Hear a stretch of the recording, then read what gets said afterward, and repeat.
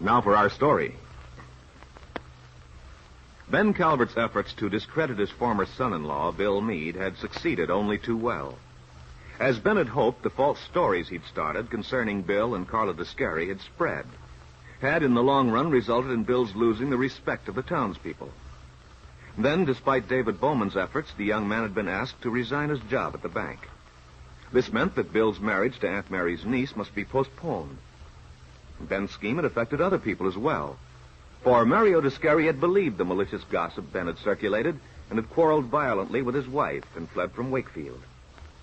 In Gary, the mill town near Chicago, Mario had taken a job as janitor in a cheap rooming house run by Anna Bartok. Anna's dark hair and eyes reminded him of Carla, his wife. Carla, whom Mario couldn't forget. By day, he could thrust his thoughts back while he worked. But the long nights were worst. Mario would pace up and down his tiny basement room. From her room above, Anna could hear the steady footsteps echoing on the concrete floor. And tonight she is determined to put a stop to that endless, restless pacing. Now she stands outside Mario's door. As she waits for him to answer her knock, Anna absently fluffs her long hair with one hand. Hello, Mario. Mind if I come in? If you want to. Guess I'd fall over in a dead faint if you ever gave me a real welcome. What do you want from me? Nah, don't be like that, Mario. I came down to ask you if you'd like to have a little fun tonight. I got tickets to the fights. Do you good to get out for a change. Thanks just the same. Oh, come on, Mario. You'll get cabin fever sitting around here all the time. I said thanks just the same.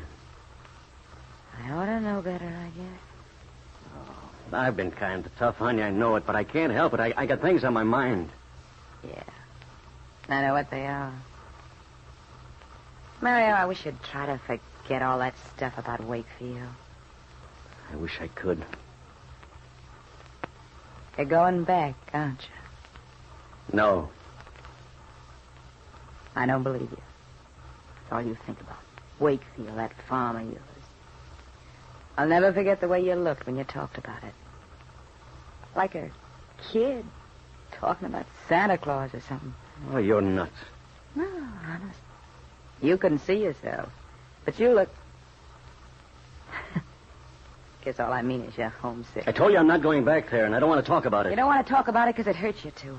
But I told you before it's better to get things out of your system. If you don't, they go sour on you. Yeah, they're sour, all right. Sour and bitter like poison. That's why you got to get rid of them. Get them out of your mind. I got you all doped out, Mario. Yeah? Yeah. After I read that stuff in the Wakefield Sentinel I brought you, I thought it all over. I know what's eating you now. Pretty smart girl, aren't you? Didn't take a lot of brain work to realize that a certain Mario Descari had a row with his wife. Something made this guy, Mario, so mad he went straight up in blue smoke. The smoke was all cleared away. His wife was lying on the floor. He tried to bring her to, but he couldn't. So he figured he killed her. He beat it away from there. And he wound up here in Gary, right here in this room. And he still thought he'd killed his wife. That's why he was so anxious to get hold of a paper from his hometown to find out how it all ended, whether they knew where he was. And that's when he got a big surprise. Because, you see, his wife wasn't dead after all. She was okay. Recovering in the hospital. Mrs. Sherlock Holmes in person. It's the same, I know I'm right. Well, what if you are? What does it prove? Just this. Now there's nothing to keep you from going back. That's where you're wrong. No, Mario, you are. She'll forgive you. Women always do. They're such dopes, they come right back for more. It's not a question of her forgiving me. She's got nothing to forgive. She had it coming to her. Making a fool of me with a guy supposed to be a friend of mine. What she got to forgive, I'd like to know. I'm the one who took the rap, nobody else. Mario, the trusting blind jerk. Tell him anything, he'll believe it. Phony telephone calls. Secret meeting. Mario, how can you say such things? You're wrong, Mario. Mario, you're hurting me. Well, I hurt her all right. She deserved it. So that's it. She was two-timing you. Kind of figured it that way. All right, so now you know. That's why I'm not going back. I'm through. Through with Carlo, the farm, everything. You mean you want to be, but you can't. Because you keep thinking about it over and over. That farm of yours and your wife, too. Buy the Wakefield paper every day to keep track of what's happening now that I've told you where to get it. You don't have to believe me. But I'm through, I tell you. I remember the way you looked at me that first day. You kept staring and staring. When I asked you why, you said I reminded you of someone. It was your wife, wasn't it? Well, I wish you'd go back to her. Get it over with. How do you think I feel? I hear you pacing up and down all night till I nearly go crazy. Go nuts myself if you keep it up. What do you care about me? Just a babe who gave you a place to hide out when you thought you'd killed your wife. I don't count. I'm just good enough to work my feet off trying to find the paper you want.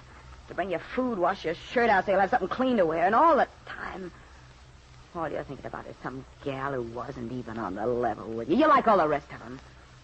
The more a woman shoves you around, the better you like it. Well, go on back to her. I wish to heaven you would. Go on, why don't you? You really mean that? You really want me to leave? No. Forget what I said, Mario. I told you I was going crazy, didn't I? Now you know what I meant. I don't think you're crazy, Anna. That's the first time you ever called me by my name. No, it's the second. But you didn't hear me a minute ago. You were... Yeah, I know. I was yelling too loud. Sorry, I didn't know what I was saying. Oh, it's okay. I don't blame you. A lot of what you said was true. I have taken a lot of kindness from you. I haven't given you anything back in return. It's not your fault. You can't help it. You've been getting me down, watching you eat your heart out, thinking about home, wanting to leave. But you couldn't before, not till you knew your wife was okay. And now, nothing to hold you. Maybe you're wrong, Anna. It'd be different if you'd run into something. Someone who made everything that happened before sort of fade out, so it didn't matter. Anna, how do you know I haven't found someone like that? A person who can make me forget. Because Oh, Mario. Maybe there is someone, Anna. Anna, you're beautiful.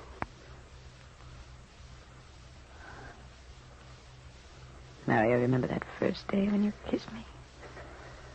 Yeah. Sure, I remember. You were angry then. You felt kind of guilty, didn't you? Mario, this is a lot different now, isn't it? Yeah. It's a lot different. And in Wakefield, because Mario didn't return, because the townspeople still believed Bill Meade guilty of breaking up the Discary home, Bill Meade and Peggy Douglas looked hopelessly into the future. If Bill had no job, it was impossible for them to marry.